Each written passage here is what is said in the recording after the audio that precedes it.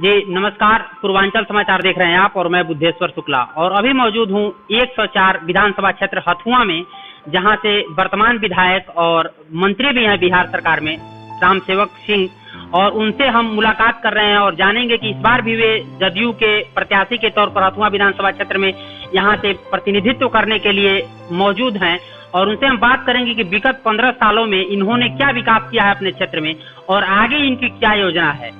लेकिन इसके पहले और जो 2010 के चुनाव में ये लगभग 23,000 वोटों से राजद के अपने प्रतिद्वंदी को मात दिए थे और 2015 के विधानसभा चुनाव में हम पार्टी के उम्मीदवार को लगभग 23,000 वोटों से ही शिकस्त दी थी। तो अभी क्या हालात हैं हथुआ विधानसभा क्षेत्र में और हमारे साथ मौजूद हैं वे, उनसे बात करते हैं।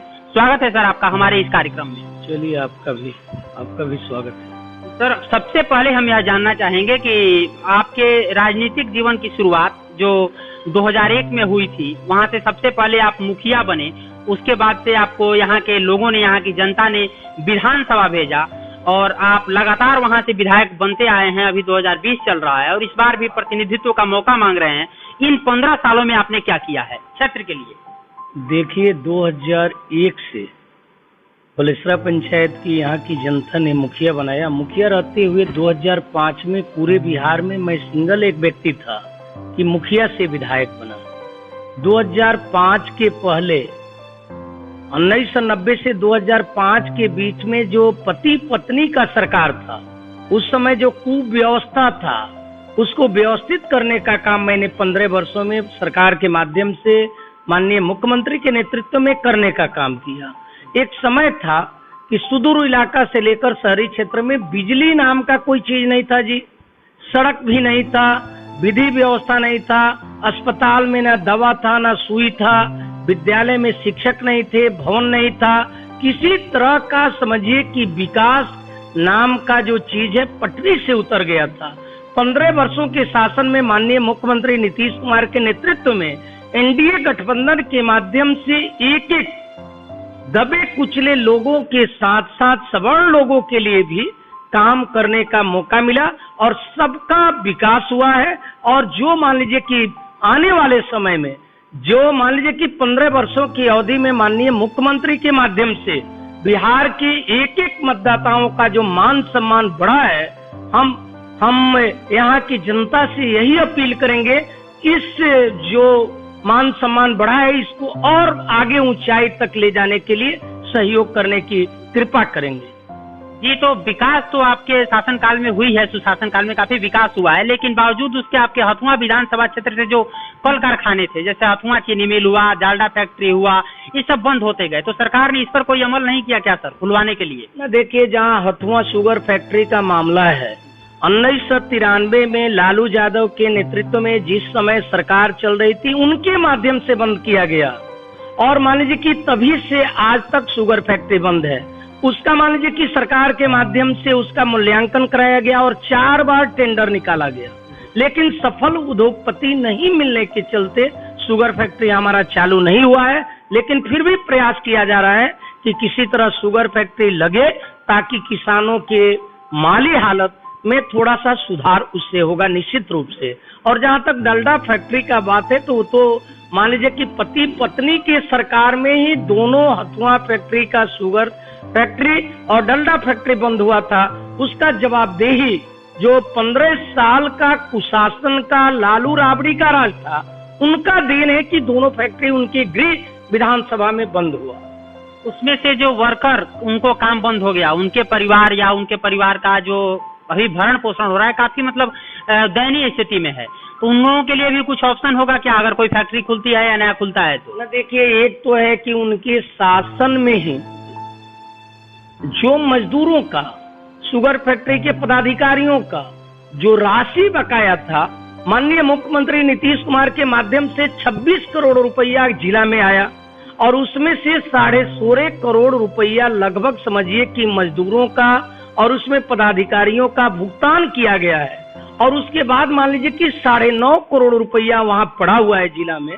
जो अवशेष मजदूरों का पैसा है उसमें हमारा प्रयास है कि जल्द से जल्द उन्हें भुगतान कर दिया जाएगा और जो नया फैक्ट्री लगेगा उस समय उस पर बात किया जाएगा कि उनको एडजस्ट हालांकि जितने लोग उसमें के मजदूर पदाधिकारी हैं, हम समझते हैं कि रिटायरमेंट के कगार पर है, नहीं तो किसी का 1-2 साल बचा होगा, नहीं तो सबका रिटायरमेंट के कगार पर पहुंच चुका है। सरकार ने शिक्षा और स्वास्थ्य पे काफी ज्यादा जोर दिया है। आपके हथुआ विधानसभा में गोपेश्वर कॉलेज है, जो एकमात्र कॉलेज है, अंगीभूत कॉलेज है जेपी यूनिवर्सिटी का। उसके बावजूद वहाँ के व्यवस्थाओं में कुछ ढीलापन है यूनिवर्सिटी के द्वारा, या तो शिक्षक नहीं है या सीटों की समस्या होती है कि लड़के एडमिशन नहीं ले पाते हैं आपके हथुआ विधानसभा क्षेत्र से, हथुआ अनुमंडल से। तो क्या कुछ सीटें बढ़वाने पे कभी विचार हुआ है, या फिर गोपालगंज जिले के युवाओं का डिमांड है कि यहाँ पे यूनिवर्सिटी खोला जाए? तो इस विषय में आप अगर विधायक बनते हैं तो कुछ अपना प्रयास रहेगा कि यूनिवर्सिटी खुले, या जयप्रकाश विश्वविद्यालय जो अभी वर्तमान में है उसकी सुविधाओं को सुधारा जाए, गोपेश्वर कॉलेज के सुविधाओं में कुछ सुदृढ़ता लाई जाए? देखिए, जहाँ तक हमारे क्षेत्र में गोपेश्वर महाविद्यालय है, उसमें जो व्यवस्था है, हम समझते हैं हम लोग भी उसी कॉलेज के स्टूडेंट रहे हुए हैं। व्यवस्था को सुदृढ़ करने के लिए माननीय मुख्यमंत्री के माध्यम से पूरे राज्य के जितने हमारे यूनिवर्सिटी है, जेपी यूनिवर्सिटी के साथ साथ सभी में व्यवस्थित कैसे हो, पठन पाठन कैसे हो, उसमें प्रोफेसर की बहाली कैसे हो, सब पर चल रहा है। बहुत बहालियां हुई है, कुछ अवशेष बचा हुआ है। निश्चित रूप से बच्चों के भविष्य के लिए उसमें सुधार हुआ है, और जो खास बचा हुआ है उसमें सुधार के लिए हम लोग प्रयास करेंगे। और गोपालगंज में जहाँ यूनिवर्सिटी बनाने की बात है, यहाँ आम मतलब छात्रों का जो डिमांड है, उस डिमांड को देखते हुए अपने नेता के पास हम अपील करेंगे, आग्रह करेंगे कि गोपालगंज में भी यूनिवर्सिटी आने वाले भविष्य में बने, इसका हम भरपूर प्रयास करेंगे। हथुआ क्षेत्र के लोगों का कहना है कि जो अनुमंडलीय अस्पताल है आपके हथुआ में, हथुआ अनुमंडल जो कि भोरे वगैरह सभी फुलवरिया प्रखंडों को भी बिलोंग करता है, वहाँ के मरीज भी वहाँ आते हैं और वहाँ सुविधाओं में काफी कमी है। तो क्या इस पर सरकार का नजर कभी नहीं जाता है, या फिर आपने कभी उस पर अमल नहीं किया कि यहाँ की व्यवस्थाओं को सुधारा जा सके? ना, देखिए, 1990 से 2005 के बीच में तो अस्पताल में कुत्ता और बिल्ली मरा हुआ पड़ा रहता था जी। कहाँ से कहाँ तक हथुआ अनुमंडल क्या ही अनुमंडलीय अस्पताल नहीं कहिए, पीएससी देखिए, सुदूर इलाका को देखिए, पूरे राज्य को देखिए कि अस्पताल में डॉक्टर के साथ साथ दवा और व्यवस्था, बेड, सबका व्यवस्था हुआ है। और हथुआ जहाँ हमारा तक मान लीजिए कि अनुमंडल अस्पताल है, उसमें एएनएम, जीएनएम, आवासीय, देखिए वहाँ बिल्डिंग कितना चकाचक है।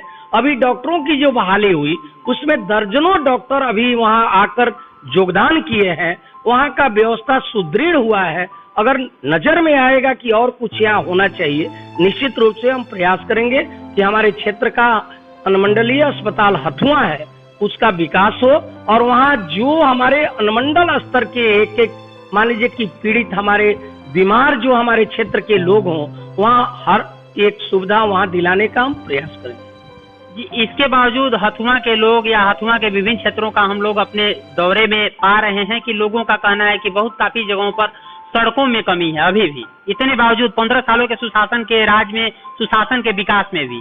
तो क्यों सर उन सड़कों की हालत क्यों वैसी रही? ना, देखिए, 2020 में तो एक तरफ बाढ़ था, एक तरफ कोरोना था। कोरोना और पानी बारिश के चलते हमारा विलम्ब हुआ है। हथुआ में 200 सड़कों का लगभग टेंडर हुआ है। बहुत सड़कों में सैकड़ों में काम लग गया है, और जो अवशेष बचा हुआ है जिसका टेंडर भी हो गया है, एग्रीमेंट भी हो गया है, उसमें भी काम तेजी गति से लगा हुआ है। हम समझते हैं कि हथुआ विधानसभा क्षेत्र में 90 से 95% सुदूर इलाका का गांव पक्की सड़क से जुड़ा हुआ है। और अंतिम सवाल हमारा यही रहेगा कि अभी आप अगर विधायक बनते हैं, 5वीं बार विधायक बनेंगे ना, 5वीं बार विधायक बनने के बाद हथुआ विधानसभा का प्रतिनिधित्व आप विधानसभा में करेंगे, तो अभी क्या कुछ मेन आपका मोटो है कि हथुआ के लिए क्या करेंगे, कुछ स्पेशल? न, देखिए, हथुआ विधानसभा की तो जनता हमें 4 बार आशीर्वाद देकर विधायक बनाया और उनके आशीर्वाद से मंत्री भी बने हैं। हमारा यही मानना है कि हथुआ विधानसभा में 15 वर्षों की अवधि में जो काम छूटा है, बचा है, अवशेष, उसको निश्चित रूप से प्राथमिकता देकर आने वाले समय में उसको पूरा करेंगे। और यहाँ की आम जनता, आम मतदाताओं के हिसाब से उनकी क्या इच्छा है, इच्छा के अनुसार क्षेत्र में काम किया जाएगा जी। तो ये थे बिहार सरकार के समाज कल्याण मंत्री राम सेवक सिंह, और हथुआ विधानसभा से प्रतिनिधित्व करते हैं और 2020 के विधानसभा के इस रण में भी कूद पड़े हैं हथुआ का प्रतिनिधित्व करने के लिए। अब ये डिपेंड यहाँ की जनता पर करता है कि वे इनको किस कदर से चाहते हैं और कितना सहयोग करते हैं विधानसभा पहुंचाने के लिए। और फिर हम अपने इस कार्यक्रम में अगले नेताजी के पास मौजूद होंगे। तब तक के लिए दीजिए हमको इजाजत। नमस्कार।